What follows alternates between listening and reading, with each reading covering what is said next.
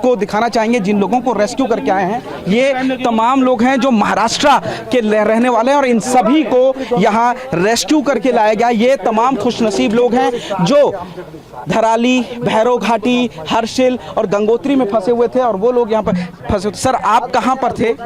हम हर्षिल में। हर्षिल में जिस तरीके से तूफान आया, सैलाब आया, उसके बाद से क्या मंजर था, क्या लग रहा था आपको? उसके बाद सब हम लोग ऊपर रेस्क्यू होने ऊपर चले गए थे मिलिट्री एरिया में, काफ़ी हाइट पे, वहाँ एक मंदिर में रात को बिताया। उसके बाद फिर यहाँ से हेलीकॉप्टर से आ गए इधर। खाने पीने की कुछ व्यवस्था आपको हो पाई? ठीक था। अच्छा सर, जिस वक्त सैलाब आया आप लोगों को पता लगा, डर लग रहा था कि कहीं हर्षिल में भी ना हो, क्योंकि हर्षिल में भी दूसरा बात नहीं, हर्षिल में आया था, हर्षिल में काफ़ी नुकसान हुआ है वहाँ भी, लेकिन हर्षिल में कम हुआ। उधर बगोरी गांव में तो धराली में ज़्यादा हुआ। धराली में ज़्यादा। आप कहाँ के रहने वाले सर? मैं बरेली का रहने वाला। और आपके साथ कौन कौन था आपके परिवार? मेरी मिसेस थी और मेरी बहन थी। तो ये हर्षिल में फंसे हुए थे। आपसे बात कर, मैम आप कहाँ पे? मिसेज हूँ। अच्छा। हाँ। तो जब सैलाब आया, प्रलय आई इस तरीके से, तो डर लग रहा था मैम, क्या? नहीं, हमें जैसे पता चला हम लोगों ने फटाफट अपना थोड़ा सा सामान निकाला जो बहुत जरूरी था, वो सामान निकाला और हम लोग रुके थे आमा डिक्के में। बस हमने निकाला, आधे घंटे में हम वहाँ से निकल लिए और आमा डिक्के जो है पूरी तरह से जो है खत्म हो गया। अच्छा, यानी कि आपके निकलने के आधे घंटे बाद ही यहाँ आमा डिक्के खत्म हो गया। ईश्वर का धन्यवाद किया होगा। बहुत बहुत धन्यवाद उनका। डर लग रहा था? डर इतना हमें टाइम नहीं मिला, बस हम जब आर्मी वाले में पहुंच गए तब हमारा डर जो है एकदम से खत्म हो गया कि अब आप सुरक्षित सेफ हो गए हम। अब क्या कहना चाहेंगे जब आपको सुरक्षित लेकर के आए हैं?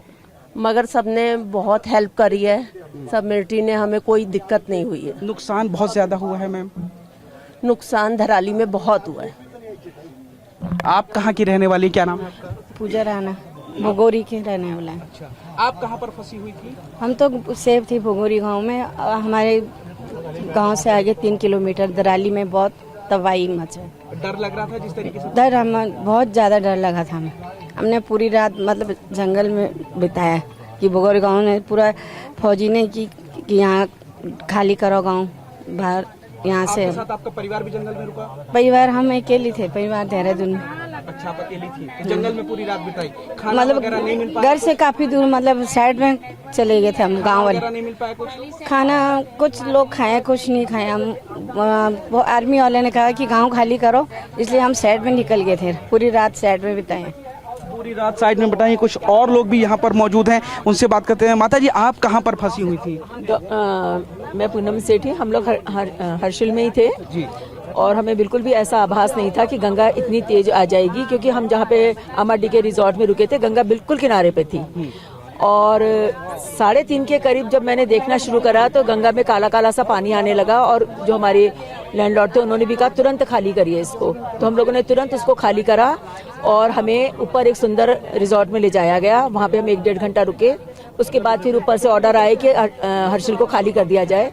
तो हमें पहाड़ की चोटी के ऊपर जो मिलिट्री कैंप है, हम लोग वहाँ चले गए, मंदिर में नाइट स्टे किया, तो हम लोग सुरक्षित रहे।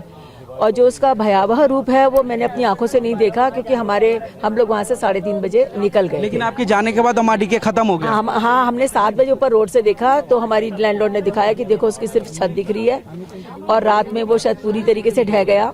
फिर अगले दिन हमने जाकर उसको देखा तो वो पूरी तरीके से ढह गया था और हमने उसकी फोटो भी ली। मौत से बच के आई है मतलब? बिल्कुल, पर मेरे को ऐसा कोई डर, ऐसी घबराहट नहीं हुआ। मेरे को लग रहा है कि मैं बहुत भाग्यशाली हूँ कि ईश्वर ने हमारी इतनी मदद करी।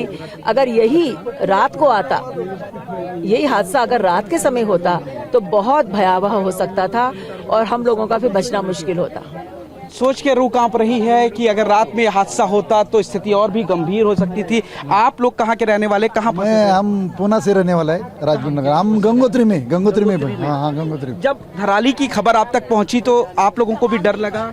डर नहीं लगा, उसको कोई समझ में नहीं आया ना। वो बोला, खाली पुलिस वाला बोला तुम जाने के आगे मत जाओ बोला।